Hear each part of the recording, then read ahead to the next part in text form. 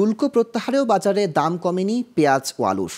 খুচরা বাজারে প্রতি কেজি দেশি পেঁয়াজ বিক্রি হচ্ছে ১৫০ টাকা, আর আমদানি করা পেঁয়াজের দাম ১২০ থেকে ১৩০ টাকা।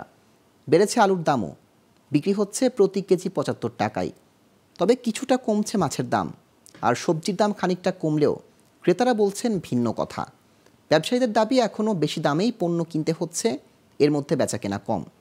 এদিকে বাজার নিয়ন্ত্রণে মনিটরিং করার পরও দাম না কমায় হতাশ ক্রেতারা। রাজধানীর বাজার ঘুরে আরও জানাচ্ছেন আলাউদ্দিন আল আজাদ।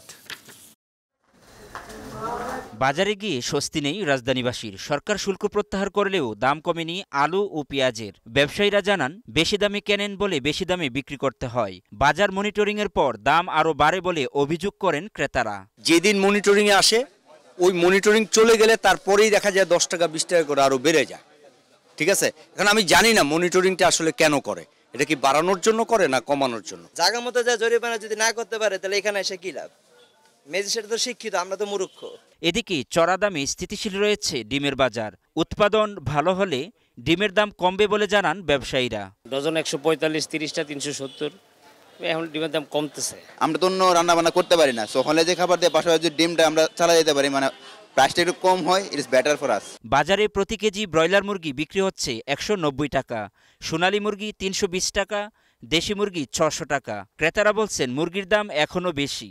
দাম মনে হয় আরেকটু কম হলে ভালো হয়। আজকে 190 টাকা কেজি নিলাম। গত সপ্তাহ ব্রয়লার 200 টাকা, 190 টাকা, এই সপ্তাহে 190 টাকা কেজি বিক্রি। এদিকে সপ্তাহের ব্যবধানে কেজিতে 10 থেকে 30 টাকা পর্যন্ত কমেছে মাছের দাম, আর ব্যবসায়ীরা বলছেন অতিরিক্ত দামের কারণে বিক্রি কম।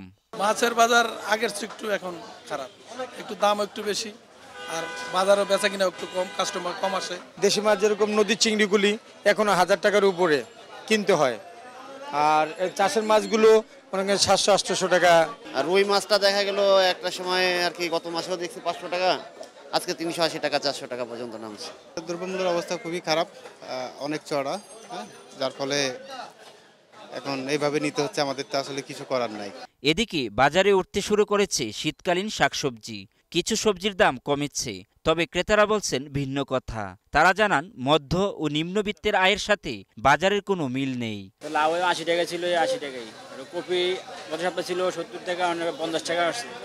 আর নতুন টমেটো উঠছে মার্কেটে, মানে 200 টাকায় বিক্রি করতে জায়গা ছিল 240 টাকা কেজি। যারা ঢাকা শহরে মানে থাকে, ছোটখাটো চাকরি বাকরি করে যারা, তাদের ক্ষেত্রে জিনিসপত্রের দামটাই মূলত হচ্ছে প্রথম সমস্যা। শীতের সবজি আসতে শুরু করেছে, একটু কম থাকা উচিত।